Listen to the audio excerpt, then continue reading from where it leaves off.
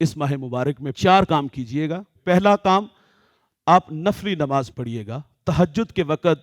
ظاہر ہے روزہ رکھنے کے لیے اٹھنا تو ہے، تو آدھا گھنٹہ یا 1 گھنٹہ پہلے اٹھ جائیں اور اٹھ کر کے اللہ کے حضور اپنی نیاز مندیاں پیش کریں، تہجد کی نماز پڑھیں۔ فرض نمازوں کے بعد جو سب سے افضل نماز ہے وہ تہجد کی نماز ہے، اور حضور نبی رحمت صلی اللہ علیہ وسلم فرماتے ہیں مومن کی عزت و عظمت قیام اللیل میں ہے، یعنی کہ تہجد کے وقت میں بندے کی عزت اور عظمت بڑھتی ہے۔ اور عبداللہ ابن سلام کہتے ہیں کہ حضور نے مدینہ الرسول میں جو پہلی تبلیغ کی، حضور نبی رحمت صلی اللہ علیہ وسلم نے فرمایا آپس میں سلام کو رواج دو، عام کرو، اور دوسرا فرمایا بھوکوں کو کھانا کھلاؤ، اور ایک فرمایا کہ اس وقت اٹھ کے نماز پڑھو جب لوگ سو رہے ہوں۔ پچھلی راتی رحمت رب دی کرے بلند آوازہ، ہے کوئی بخشش منگن والا کھلا اے دروازہ، اور فرمایا کہ پھر سلامتی کے ساتھ تم جنت میں داخل ہو جانا۔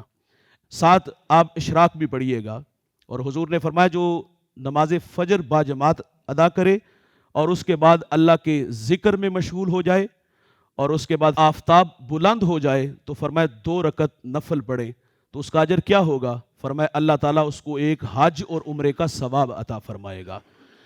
چاشت کی نماز بھی پڑھیے گا۔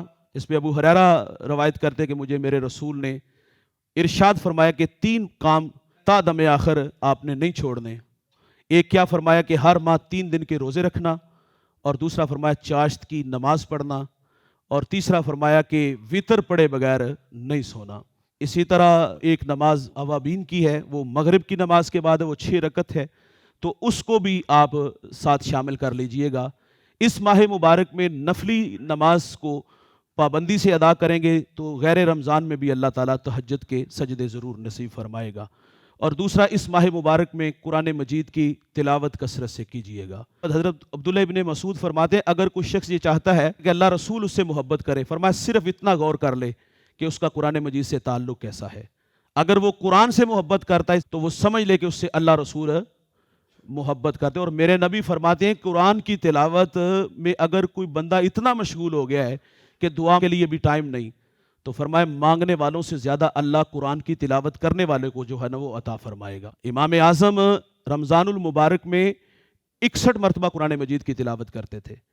امام شافعی مکہ سے مدینہ سفر کرتے ہیں، آپ فرماتے ہیں میں نے 16 دنوں میں سفر کیا، 16 دنوں میں میں نے 16 مرتبہ قرآن مجید کی تلاوت کی۔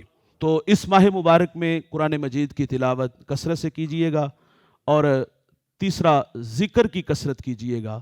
اٹھتے بیٹھتے آپ درود شریف پڑھیں، آپ استغفار پڑھیں، جو مسنون دعائیں ہیں، جو ہے وہ ذکر ہے، وہ آپ کثرت سے کیجئے گا۔ اور آخری چیز، اس ماہ مبارک میں دعاؤں کی بھی کثرت کیجئے گا، کیونکہ حدیث کے لفظ سے اللہ فرماتا ہے میں زندہ بھی ہوں کریم بھی ہوں۔ جب کوئی بندہ میرے حضور ہاتھ اٹھا کے دعا مانگتا ہے، مجھے حیا آتا ہے کہ میں اپنے بندے کے اٹھے ہوئے ہاتھ خالی کیسے موڑوں۔